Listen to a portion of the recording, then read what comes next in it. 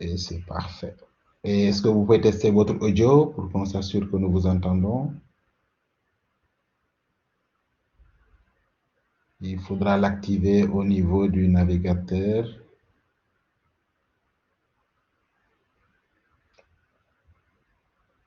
Voilà. Il est en bas. Descendez encore. Descendez encore. Voilà. Super. C'est bon? C'est parfait. Voilà, vous pouvez garder la ligne comme ça, retourner à votre présentation. Voilà, donc très rapidement, je vais vous présenter M. Ibrahim Diop, qui va nous faire une présentation sur la qualité des données et qui nous provient de l'Agence nationale de la statistique et de la démographie. Alors, M. Ibrahim Diop est ingénieur informaticien au sein de l'ANSD du Sénégal depuis 2012. Il a participé dans le cadre de l'émission à la mise en place de l'architecture informatique pour le recensement général de la population, de l'agriculture, de l'habitat et de l'élevage en 2013, faisant intervenir la collecte de données et la gestion des contrats numériques. Il a aussi participé au développement du portail Mirador, management intégré des ressources axées sur une dotation rationnelle et à l'interconnexion des bases de données du système de gestion intégré des ressources, administration et fonctionnaires de l'État du Sénégal. Donc, Mirador, c'est justement la plateforme qui permet de gérer les personnel de la fonction publique du ministère de l'Éducation nationale. Donc, il a travaillé comme consultant informatique dans plusieurs entreprises du Sénégal. Vraiment, avec plaisir que nous vous accueillons dans cet atelier. Donc, la parole est à vous. Ok, merci, M. Gaoussou. Bonjour à tout le monde. Bonjour, monsieur le directeur général de l'ANSD, donc qui est toujours connecté. Bonjour aussi à monsieur Moussalo, mon ancien professeur d'algorithme. Donc, juste pour compléter ma présentation, donc j'ai eu un DEC en mathématiques appliquées et informatique, donc à l'université Gaston Berger de Saint-Louis. Ensuite, un diplôme d'ingénieur de conception en informatique à l'école supérieure polytechnique de Dakar. Voilà, donc pour la présentation, donc je vais aborder ça sous 3 points. Donc ça sera le contexte, la démarche utilisée au niveau de la qualité des données et enfin terminer par la conclusion et les questions-réponses.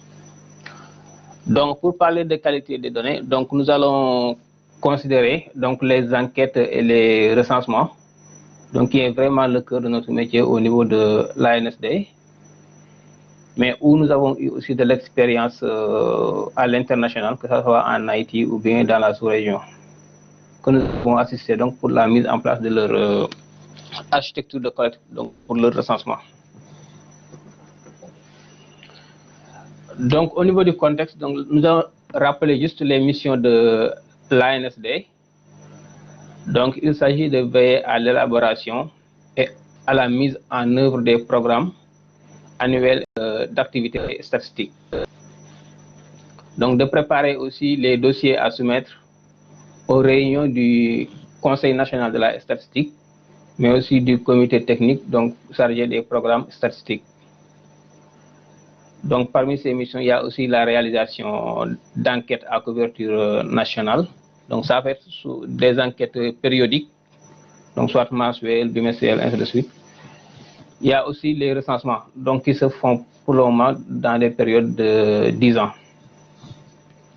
Donc l'ANSD suit aussi la conjoncture et la prévision économique, donc tout en travaillant avec d'autres structures qui ne sont pas qui sont externes à l'ANSD, d'élaborer et de gérer les fichiers des entreprises et des localités, mais aussi d'élaborer des indicateurs économiques et sociodémographiques. Donc pour faire tout ça, donc là, nous avons besoin d'avoir des données. Donc ce qui fait que on est tout le temps, par exemple, en train de faire de la collecte.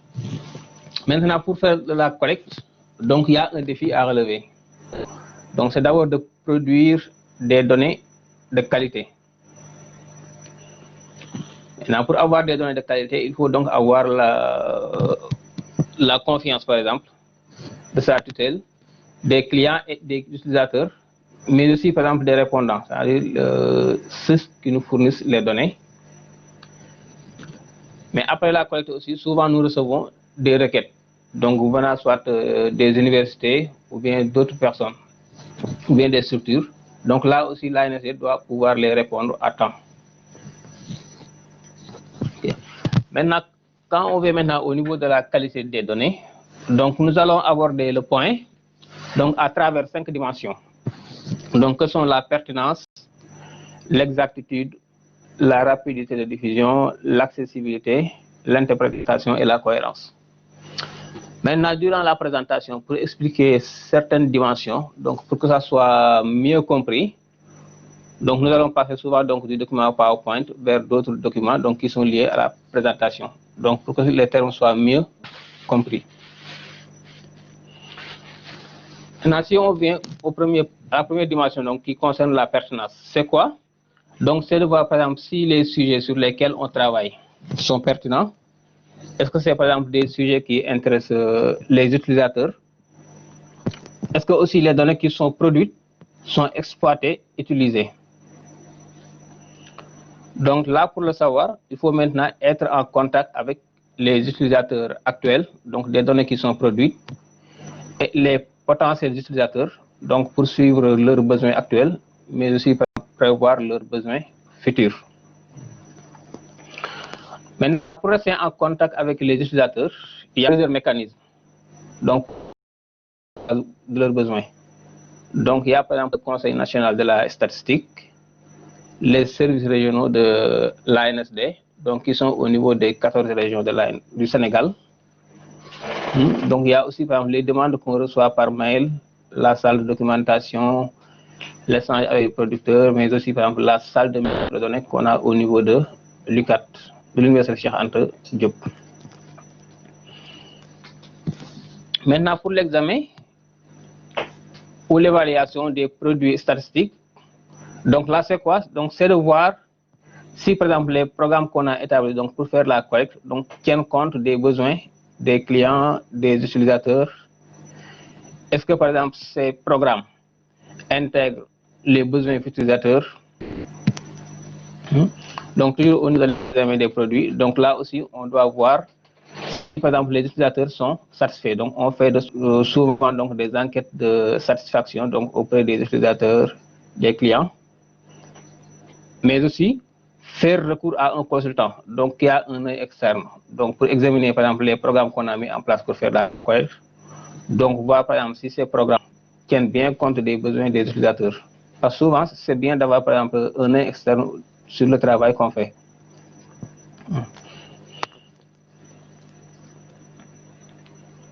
Attention, voilà. Maintenant, quand je viens maintenant au niveau du deuxième point, donc après la pertinence du sujet sur lequel on travaille, donc il y a aussi l'exactitude, c'est-à-dire les données qui sont collectées, est-ce que les données sont exactes? Donc pour la qualité, donc ça se fait depuis la préparation des travaux de collecte, donc jusqu'au traitement. Donc quand j'ai dit maintenant travaux de préparation, il y a la conception, il y a la mise en œuvre, mais il y a aussi l'évaluation de ce qui a été fait lors de la conception et de la mise en œuvre. Maintenant, lors de la conception, donc si je prends par exemple l'exemple du dernier recensement du Sénégal, donc pour les travaux préparatoires, donc il y a ce qu'on appelle la cartographie. Donc la cartographie, c'est quoi? Donc c'est une phase préparatoire, donc qui nous permet par exemple, attends, je vais vous montrer le document. Donc, au niveau de la cartographie,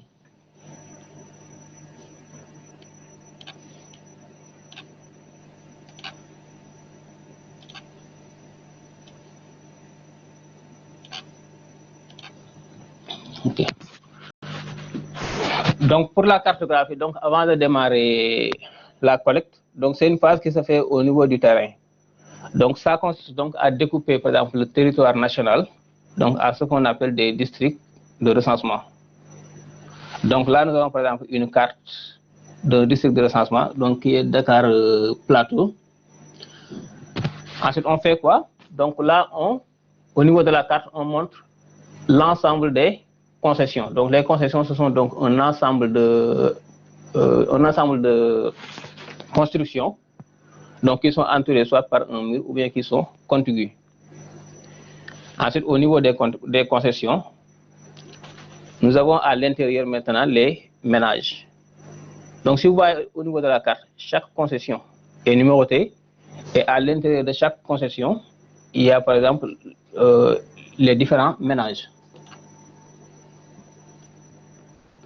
Là. Ici, je prends par exemple la concession. Voilà, cette concession, donc là, les numéros représentent donc les différents ménages qu'on a au niveau des concessions. Parce que durant cette phase de cartographie aussi, on estime à peu près la population. Donc, c'est-à-dire lors de la phase de cartographie, on sait à peu près le nombre de personnes qui sont endeuillées pour chaque ménage, pour chaque concession, pour chaque commune. Donc, ce qui fait que maintenant, durant la collecte, on aura plus de chance maintenant pour vérifier si toutes les données sont collectées. Donc là, c'est la phase de la cartographie. Donc après la cartographie, il y a aussi, par exemple, la conception des questionnaires. Donc avant de concevoir les questionnaires, donc, il faut mettre en place, par exemple, les membres de l'équipe. Parce que souvent, par exemple, les questionnaires, donc ça peut couvrir plusieurs volets. Donc il peut y avoir, par exemple, un volet sur l'agriculture. C'est à ce niveau, je crois.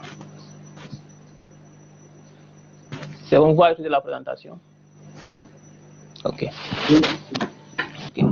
Voilà, donc pour la composition de l'équipe, donc c'est pour mieux concevoir le questionnaire donc, qui permet de collecter les données. Parce que dans un questionnaire, on peut avoir plusieurs thèmes. Il peut y avoir par exemple un thème sur l'élevage, un thème sur l'agriculture, un thème sur la santé, sur l'éducation.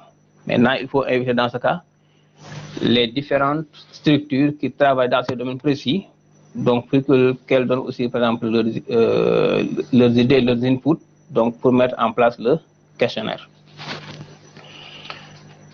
Donc là, c'est la préparation, donc c'est la mise en place maintenant des membres de l'équipe. Maintenant, il y a aussi la définition de la méthodologie de la collecte qui est utilisée et comment la collecte est organisée. Donc là aussi, je vais montrer un autre document.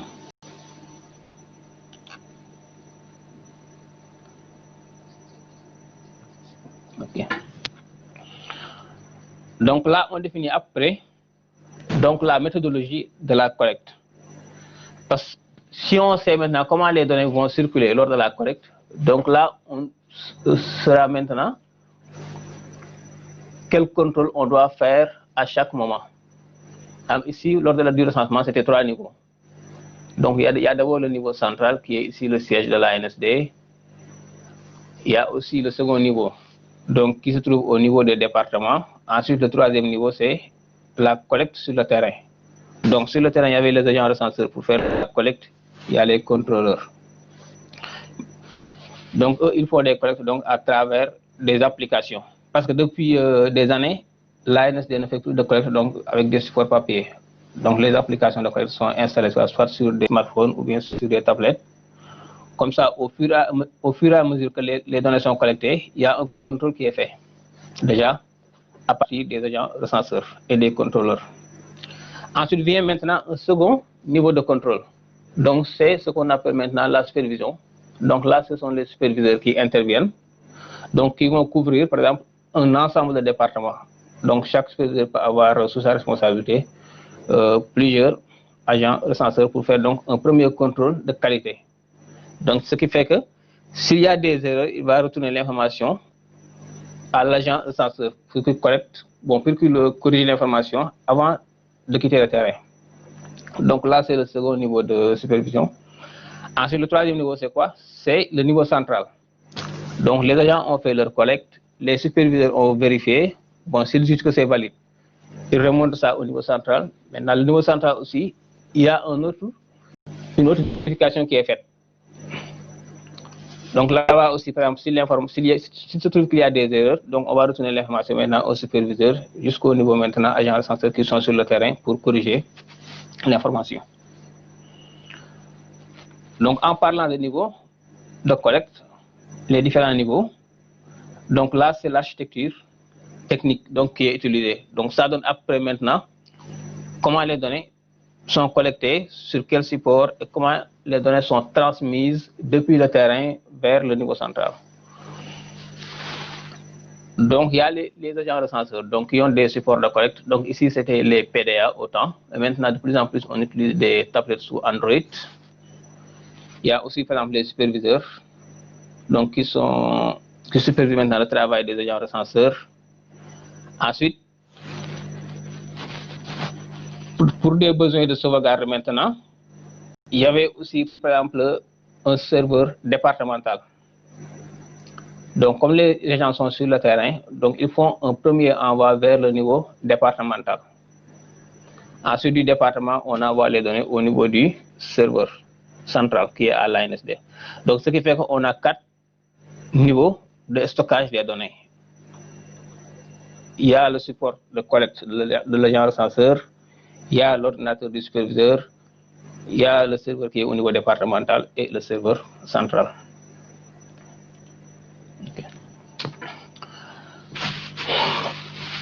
Ok, donc là on a défini par exemple les membres de l'équipe qui sont chargés de concevoir le questionnaire. On a défini par exemple la méthodologie de collecte et comment la collecte est organisée sur le terrain. Maintenant on vient sur le questionnaire. Donc pour le questionnaire, on ne va pas aller sur le terrain et poser par exemple des questions de façon ouverte. On va pas venir demander quelqu'un quelle est votre occupation. Donc quelqu'un peut mettre étudiant, un autre met élève, avec des écritures différentes. Donc là, ça peut amener des problèmes de traitement donc, à la fin. Maintenant, pour éviter ça, donc il y a la phase de conception du questionnaire, donc où les différents membres de l'équipe interviennent. Donc là, on définit par exemple l'ensemble des questions. Alors, comme c'est une opération de recensement, donc en se basant sur la cartographie qu'on a montrée au début, donc on va au niveau des ménages. Maintenant, au niveau des ménages, on fait quoi? On va lister l'ensemble des membres du ménage. Donc c'est ça qu'on a ici, par exemple, la liste des membres du ménage. Ensuite, le lien de parenté. Donc pour le lien de parenté aussi, comme c'est une question dont on doit savoir maintenant les différentes réponses qui sont attendues. On ne va pas laisser à l'agent recenseur ou bien au répondant de donner n'importe quoi. Donc là, on fait quoi? Donc on liste l'ensemble des types de réponses qui sont possibles. Il y a chef de ménage, épouse, jusqu'à domestique. Donc on fait la même chose pour les autres questions, que ce soit le sexe, la date de naissance et l'âge. Même pour l'âge aussi, par exemple, on utilise aussi ce qu'on appelle le calendrier historique. Parce qu'il se peut que, par exemple, le répondant ne connaît pas son âge. Donc dans ce cas, à travers le calendrier historique, l'agent recenseur va maintenant guider le répondant en lui demandant, par exemple, est-ce que vous avez, par exemple, vécu l'événement qu'il y a eu entre le Sénégal et la Mauritanie? S'il dit oui, bon, à quel âge avez-vous à peu près? Donc à partir de ça, maintenant, l'agent recenseur estime l'âge du répondant. Donc là, c'est pour ne pas quitter sur le terrain sans avoir de réponse. Donc là, c'est au niveau du questionnaire. Maintenant, une fois que le questionnaire est conçu, il y a ce qu'on appelle aussi le manuel de spécification des contrôles. Donc c'est quoi? Donc c'est un document donc, qui permet de contrôler la cohérence entre les différentes questions qu'on a au niveau du questionnaire. Par exemple, tout à l'heure, quand j'ai parlé de là où on listait par exemple les membres du ménage, on a listé aussi quoi? Le lien de parenté.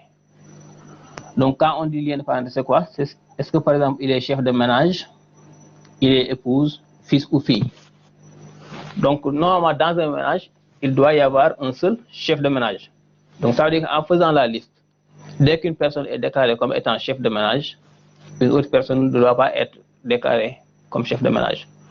Donc dans ce document, on indique donc les différents contrôles à faire ici. Donc là c'est un premier niveau de contrôle. il y a aussi un contrôle sur l'âge.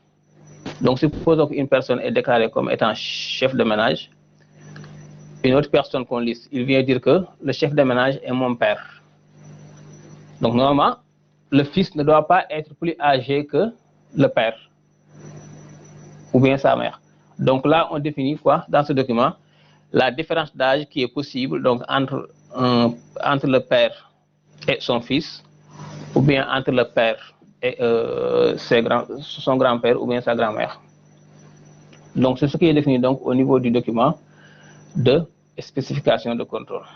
Donc là, c'est toujours au niveau pour contrôler la qualité. Parce que si on laisse passer par exemple ces éléments lors de la collecte, donc à la fin, ça va impacter donc sur le traitement et sur la qualité des données. Donc c'est le manuel. Maintenant, ensuite, toujours lors de la conception, on détermine l'échantillon, c'est-à-dire où est-ce que la collecte va se passer. Bon, comme c'est un recensement, donc là, ça se passe au niveau national. Et si c'était par exemple une enquête, c'est toujours au niveau national, mais on ne va pas enquêter par exemple tous les ménages. Donc on prend par exemple ce qu'on appelle un échantillon, donc qui est tiré à partir donc de l'ensemble des ménages qu'on a au niveau du Sénégal, mais que ça soit par exemple aussi un échantillon qui est représentatif. C'est-à-dire si la collecte est basée sur cet échantillon, on pourra maintenant dire que l'échantillon global maintenant, bon, l'échantillon sur lequel on a fait la collecte, donc représente l'échantillon global. Donc là, je vous montre maintenant à quoi ce que représente un échantillon. Donc là, ce fichier aussi, donc il est issu de la cartographie, l'image qu'on avait montrée au début. Donc là, on a par exemple les différents départements, les districts de recensement, donc tous les districts sont numérotés. Ensuite, il y a les numéros de concession dans chaque district. Quelles sont les concessions qu'on a dans chaque concession? Quels sont les ménages? Le nom du chef de ménage. Donc maintenant, à partir de cet échantillon, on sait à peu près dans chaque DER, il y a combien de concessions, il y a combien de ménages, et il y a combien, par exemple, d'individus qui sont attendus lors de la phase de la cartographie. Maintenant, c'est cet échantillon qui sera utilisé lors de la collecte.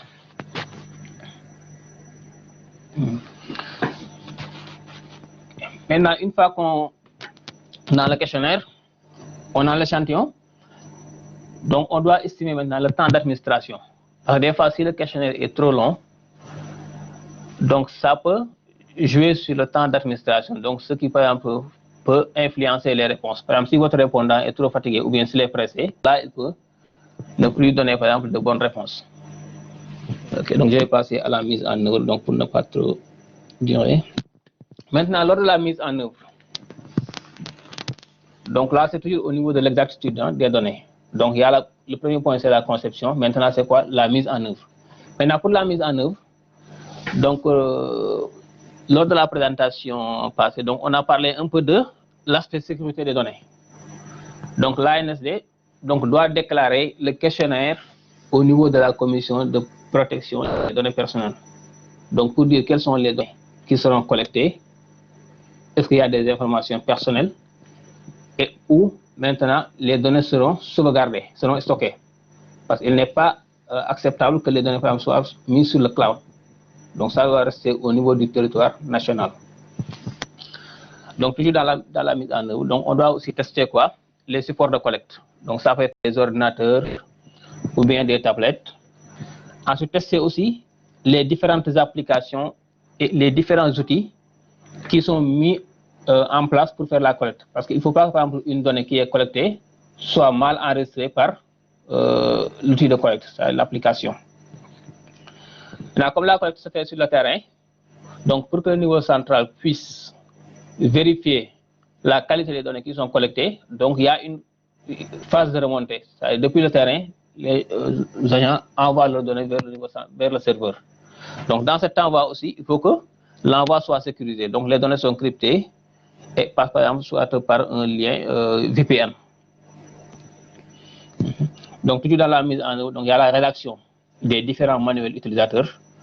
Donc c'est par exemple le manuel qui sera utilisé par l'agent recenseur, le manuel qui sera utilisé par le superviseur, par les coordinateurs départementaux, ainsi de suite. Parce que dans ce manuel, on définit les différents concepts qui seront utilisés dans le questionnaire. Quand on dit lien de parenté, lien de parenté doit être bien compris par tout le monde. Quand on dit concession aussi, la concession aussi doit être comprise par tout le monde. Ensuite, il y a quoi? Il y a le point qui concerne maintenant la formation des équipes. Parce que aussi, si les, par exemple, ceux qui sont chargés de faire la collecte ne sont pas bien formés, ils ne vont pas bien collecter les informations, ou bien ils vont mal poser les questions. Et si les questions sont mal posées, donc sûrement il y aura de mauvaises réponses. Donc il y a aussi le test du dispositif organisationnel qui a été retenu depuis la phase de conception. Et quoi d'autre pour l'exactitude, c'est permettre maintenant à l'équipe centrale de suivre à temps quasi réel des données qui sont collectées. Donc pourquoi on dit quasi réel? Parce qu'il se peut que l'agent se trouve par exemple dans un endroit où il n'y a pas de compte internet, ou bien la connexion internet est mauvaise, ou bien il est obligé par exemple de faire des kilomètres pour envoyer les données. Mais par exemple ceux qui sont à Dakar ou bien dans les régions qui sont proches, donc eux, dès qu'ils finissent la collecte, ils envoient automatiquement les données. Donc là je vais aller sur le document, donc qui permet donc de faire le suivi des données qui sont collectées, donc à travers des indicateurs et des tableaux.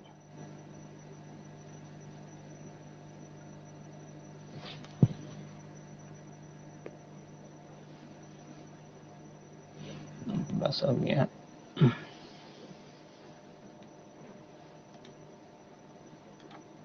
Voilà. Donc là aussi, c'est un document qui a été mis en place donc pour l'application donc qui permettait de suivre à distance les données qui sont collectées. Donc il y avait déjà un espace. Donc là, on définit d'abord les différents termes. Ensuite, quoi? Il y a un espace déjà public. Donc cet espace, ça fait quoi? Donc ça montre le taux de progression, par exemple, de la collecte sur le terrain. Comme au départ, on sait que par exemple, pour un recensement, ça ne doit pas dépasser par exemple 21 jours. Donc là, on a le taux de progression, c'est-à-dire le nombre de ménages qui sont collectés par rapport au nombre de ménages qui a été identifié lors de la phase de cartographie. Donc le nombre de ménages collectés peut maintenant être supérieur ou bien inférieur au nombre qui a été identifié lors de la cartographie.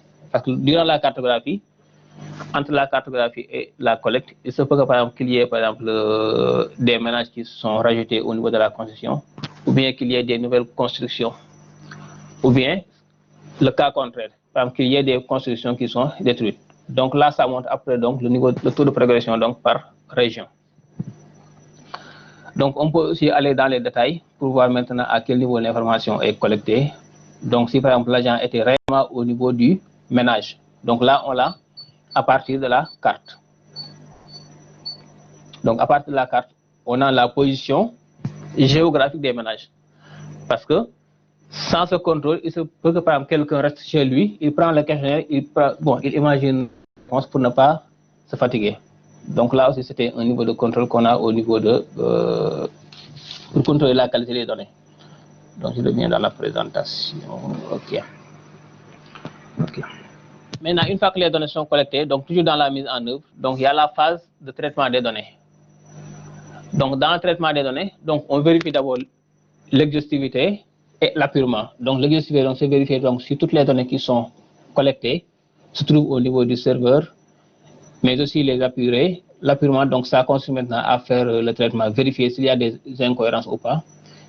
Faire quoi maintenant avant de faire la diffusion, de faire l'anonymisation des données. Donc pour que par exemple les données, à partir de données qu'on ne puisse pas identifier un ménage ou bien un individu. Donc dans l'évaluation, ça permet juste maintenant de faire quoi? De vérifier l'exactitude, c'est-à-dire les indicateurs de suivi qu'on a montré tout à l'heure, le taux de couverture, tous les ménages sont collectés ou pas, le taux de réponse et de non-réponse. Maintenant au niveau de la rapidité de diffusion, donc là c'est le temps qui s'écoule maintenant entre la fin de la collecte et le temps où on publie les premiers résultats, que ça soit provisoire ou bien définitif. Donc normalement, il y a des dates de diffusion qui sont connues à l'avance et qui sont par exemple publiées. Comme il y a par exemple des opérations qu'on fait de façon mensuelle, donc là on connaît après les dates de publication.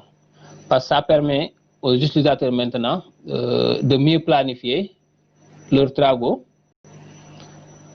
Ça permet en même temps aussi de vérifier si les données ont été diffusées à temps. Parce que comme il y avait déjà au départ un tableau de dates de diffusion qui sont connus et annoncés à l'avance, à la fin de la collecte, une fois que les données sont publiées après le traitement, donc là, on peut mesurer après si les données ont été publiées à temps ou pas. Mais comme on parle de rapidité de diffusion aussi, donc ça dépend de la conception, de la mise en œuvre et de l'exactitude. Parce que si, par exemple, le questionnaire n'était pas bien conçu, donc ça va retarder la mise en œuvre.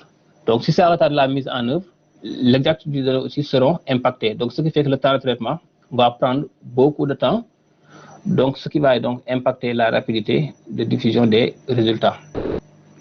Maintenant, une fois que les données sont collectées et diffusées, donc l'autre point, toujours dans la qualité, c'est l'accessibilité. C'est voir, par exemple, est-ce que les utilisateurs ou bien les clients savent que l'information existe. Parce qu'il ne sert à rien, par exemple, de collecter des données et de les garder à notre niveau.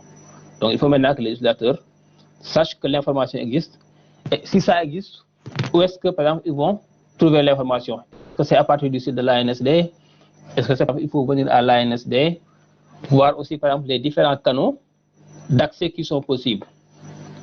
Aujourd'hui, avec l'évolution de la technologie, normalement, les gens maintenant doivent pouvoir accéder aux données donc depuis n'importe où, donc avec leur smartphone, téléphone ou bien avec leurs ordinateurs sans pour autant se déplacer, mais en tenant compte aussi de ce qui est possible. Parce que pour l'accessibilité aussi, ce n'est pas toutes les données qui sont diffusées. Donc il y a des données par exemple, globales qui sont diffusées, mais maintenant si on veut maintenant avoir accès aux microdonnées ou bien des données plus sensibles, donc là il faudra aussi faire une requête. Comme ça les données seront tracées. Bon, toujours dans l'accessibilité, donc elles sont mises en ligne. Maintenant, est-ce que par exemple les données sont exploitables? Parce que si les utilisateurs ont accès aux données aussi et ne peuvent pas les utiliser dans le cadre de travail aussi, donc là aussi, ça peut par exemple impacter sur la confiance que les gens avaient par exemple au niveau de l'ANSD. Okay. Donc le dernier point donc au niveau de la DT, c'est l'interprétation et la cohérence. Donc quand les données sont collectées et mises en ligne, donc il faut voir maintenant est-ce que l'information est comprise. Parce que si l'information n'est pas comprise, donc on peut dire que soit l'information n'a pas de valeur ou bien elle a une valeur négative. Maintenant pour aider les utilisateurs à comprendre les données, on diffuse aussi les métadonnées. Les métadonnées, c'est quoi? Donc, ça permet, bon, ce sont des informations sur les données qui sont collectées. Donc, ça permet de comprendre l'information, les techniques de collecte qui sont utilisées, les concepts qui sont utilisés et comment les données sont classées. Donc, ça permet donc de comprendre les données qui sont diffusées. Donc toujours dans l'interprétation, il y a aussi la cohérence entre les différentes variables qui sont dépendantes. Donc, je parlais tantôt de entre par exemple l'âge de membre du ménage et l'âge de son parent. Donc la cohérence doit être vérifiée.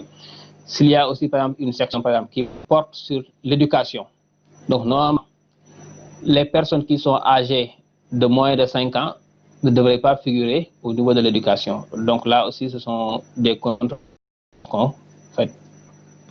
Maintenant vérifier aussi si les données qui sont publiées donc, sont cohérentes entre différentes enquêtes. Donc, en se basant sur l'unité mesure de la quantité, je prends par exemple pour cet exemple le cas de EHCVM, c'est l'enquête harmonisée sur les conditions de vie des ménages. C'est une enquête qui est réalisée presque à la même période, donc au niveau des pays de l'UEMOA. Donc, si par exemple les mêmes unités de mesure ne sont pas utilisées, donc il sera difficile de comparer les résultats d'un pays à un autre.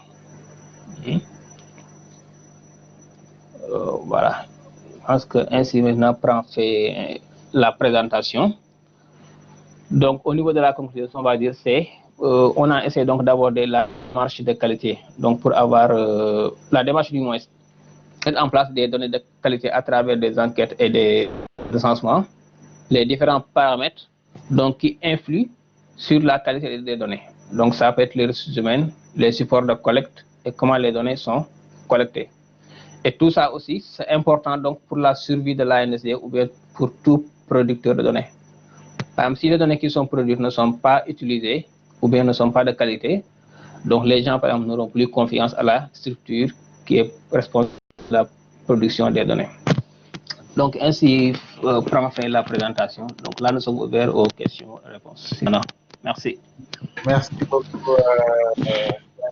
Vraiment, c'est là où justement que vous avez fini que je voulais justement commencer la transition, c'est-à-dire la confiance des utilisateurs, la confiance de la population par rapport, en tout cas, aux statistiques qui sont publiées. Voyons très régulièrement au Sénégal et dans beaucoup de pays de la sous-région et même dans le monde, les statistiques produites par les structures dédiées à cela. Et je pense que si ces aspects liés à la qualité, vraiment, et à la rigueur dans les phases de collecte, de stockage, d'anonymisation et de traitement ont été présentés au grand public, je pense que tous les résultats, les statistiques publiées seraient acceptés d'office par la population. En tout cas, vraiment, félicitations pour cette très brillante présentation qui nous apprend déjà beaucoup de choses sur la démarche de la, euh, de la collecte des données. Alors, j'ai un certain nombre de questions sur le chat. Donc, je vais transmettre quelques questions. Nous sommes déjà en retard sur le temps, mais je pense que si on arrive à finir à 12h30, on aura au moins 1h30 de pause pour le déjeuner. Voilà. Donc, comme première question, je vous transmets la question de M. Alain Chamfort-Wandji. Peut-on faire la différence sur une carte entre une maison et un immeuble à plusieurs appartements? Tu peux réactiver ton micro, Ibrahim.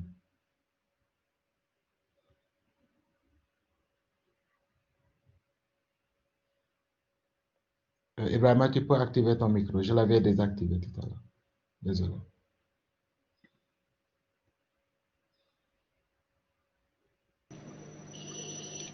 Oui, C'est bon? Oui, c'est bon. Donc, pour répondre à la question, donc lors de la cartographie, donc là, on montre les différents ménages. Donc, pour les différencier des immeubles et des structures, donc il y a aussi la légende qui est à gauche, au niveau de la carte. Donc là, on met par exemple les différentes légendes. Donc, ce qui permet maintenant en même temps aux enquêteurs donc, de se positionner sur le terrain. Donc, il y a la légende donc, au niveau des cartes, au niveau de la carte, quoi. Donc, pour différencier les maisons et les immeubles. D'accord. Merci beaucoup. Nous avons une autre question, je pense, de Abdoulaye Ba.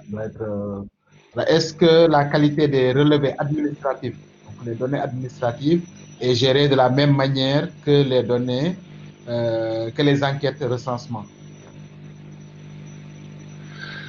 Oh, bon, ça, je ne saurais répondre parce qu'en fait, pour les données administratives, donc c'est géré par une autre structure, je pense qui est l'ANATA, l'Alliance nationale de l'administration territoriale. D'accord. Et nous avons une question de Ghislain qui demande comment est-ce que vous utilisez l'IA au sein de l'ANSD pour le traitement de vos données, enfin dans l'exploitation de vos données. Bon, pour le moment, ce n'est pas encore utilisé, mais nous sommes en train aussi d'exploiter ce domaine, donc avec l'École nationale de la statistique qui est ici au niveau de l'ANSD. Donc c'est un domaine qui est en cours d'étude pour exploiter les données. D'accord. Et peut-être il y a une autre question à côté, parce que tout à l'heure, nous avons entendu Catherine Rousset parler du web de données, mais aussi il y a une autre dimension de la publication des données ou des partages des données. Qu'en est-il de l'ANSD sur les données ouvertes plutôt? Bon, pardon, vous pouvez répéter la question, je n'avais pas bien entendu. Les données ouvertes, les données ouvertes. Ok, les données ouvertes. Je pense que l'ANSD a une plateforme Open Data, donc qui est accessible à partir du site de l'ANSD. À partir du site, il y a un lien vers l'Open Data. Donc c'est une plateforme qui est en ligne, donc accéder à des données. Donc peut-être mon collègue M. Abdoulaye va écrire le lien dans la discussion. Absolument. J'ai une autre question de Junior Medje Fopa qui dit est-ce qu'il existe des plateformes en ligne pour la vérification de la qualité des données? Si oui, est-ce que certaines d'entre elles intègrent des algorithmes de machine learning? Bon, des plateformes en ligne donc, pour vérifier la qualité des données. Donc, celle que je connais, donc c'est une plateforme qui est au niveau de la Banque mondiale, donc développée par la Banque mondiale. Donc, ça s'appelle Survey Solution. Donc, c'est une plateforme qui est hébergée au niveau du cloud, donc qui permet par exemple de faire votre collecte, en même temps aussi par exemple de vérifier la qualité des données qui sont collectées. Mais le seul souci est que les données sont sur le cloud. Donc, ce qui fait que nous, l'ANSD, on n'utilise pas cette plateforme qui est en ligne. Mais vous avez la possibilité quand même de prendre la plateforme et de l'installer dans votre propre infrastructure, si vous l'avez. Donc, ça s'appelle Survey Solution. D'accord. Donc, si vous pouvez partager le lien sur le chat, ce serait super. Donc, juste en même temps, je te demande de mettre à côté toutes les questions pour les sauvegarder dans Slido. Nous avons une question d'un des collègues présentateurs aussi, hein, notre collègue Gayo Diallo, qui va intervenir demain, et qui se pose la question de savoir si la vérification de la cohérence des données est formalisée. Est-ce que ce sont des règles qui sont mises en œuvre ou bien? Oui, c'est mis en œuvre parce que depuis la conception du questionnaire, donc j'ai parlé du document de spécification des contrôles. Donc là, c'est l'ensemble des contrôles qui doivent être faits sur les données. Donc, c'est mis en place par nos collègues statisticiens, démographes, économistes, tout ça. Maintenant, la collecte se fait de façon numérique. Donc, ces contrôles sont intégrés au niveau des applications. Donc, ce qui fait qu'à temps réel, dès que l'agent collecte, au fur et à mesure, on fait systématiquement le contrôle derrière. Absolument. Je vais essayer de récupérer une question de Paulin du côté de Yaoundé parce qu'ils se sont regroupés tous ensemble, donc ça va être des questions venant de la salle.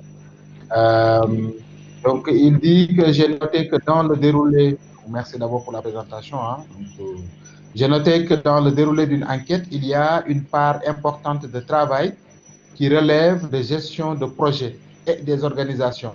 Pour un étudiant de master en informatique, comment peut-il acquérir des compétences dans ces domaines?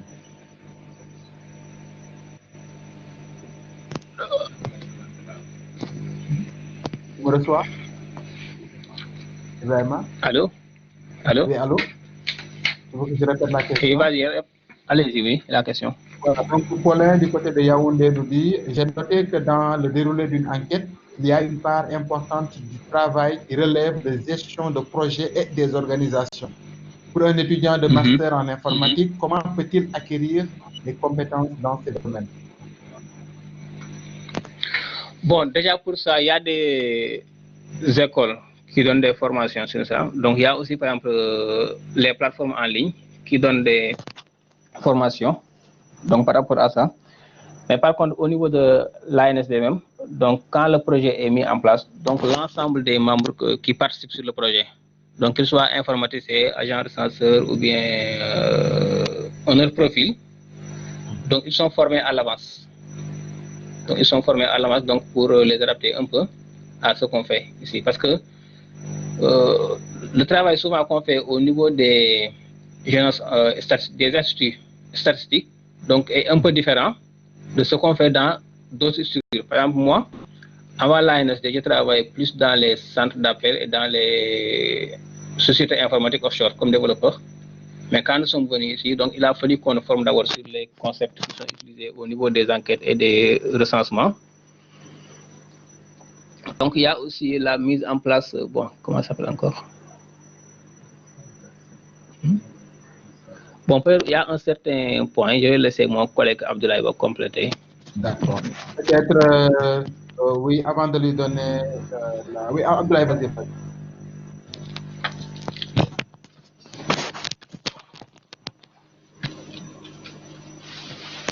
Voilà, merci beaucoup.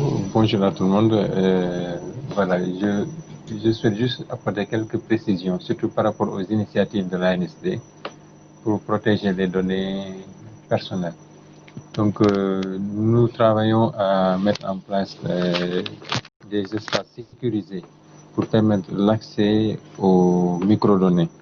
Donc, cela veut dire que en réalité, quand nous produisons nos rapports, les rapports ne conviennent pas à tous. Certains, ils veulent aller au-delà, aller beaucoup plus loin.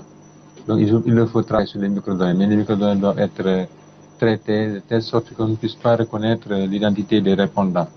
C'est ça qui fait qu'on a commencé ce projet avec l'Université de Dakar et nous comptons l'étendre au niveau des autres universités sénégalaises. Donc, en dehors de ce projet, de cette solution de cette initiative qui permet de protéger les données personnelles, nous anonymisons les fichiers de microdonnées avant de les diffuser systématiquement. Donc, à ce niveau, il faut relever qu'il y a deux types de fichiers qui peuvent être produits, fichiers anonymisés qui peuvent être produits, des fichiers à large utilisation. Donc, c'est des fichiers qui sont très anonymisés et qui sont assez pauvres en termes d'analyse, mais qui peuvent convenir à une certaine catégorie de personnes. Et d'autres fichiers qui sont un peu moins anonymisés et qui sont utilisés, ils sont produits exclusivement à destination des chercheurs. Donc, c'est des fichiers qui sont sous licence. Voilà, et l'accès est assez réglementé. Donc, ça, c'est des solutions techniques. Donc, il faut dire aussi que les agents de l'ANSD sont tous assermentés. Donc, ça, c'est un point important. Donc, les gens sont responsabilisés, ils sont offerts de ce que la loi prévoit comme disposition à prendre pour protéger des répondants. Voilà, sans plus tarder, peut-être je vais repasser la parole à M. Ibrahim Diop. Voilà, Merci merci. beaucoup. Déjà, vous avez pu répondre à quelques questions qui nous viennent du côté de Niamey, je crois. Donc, notamment la question, je vais la retrouver. Mais je pense que c'est déjà répondu. Mais nous avons aussi une autre question du côté de Niamey, de Aruna Sanidan Nomao. Bonjour, je voudrais savoir comment prouver la validité des données collectées via l'Internet des objets connectés. Si jamais vous utilisez, par exemple, ce type de dispositif.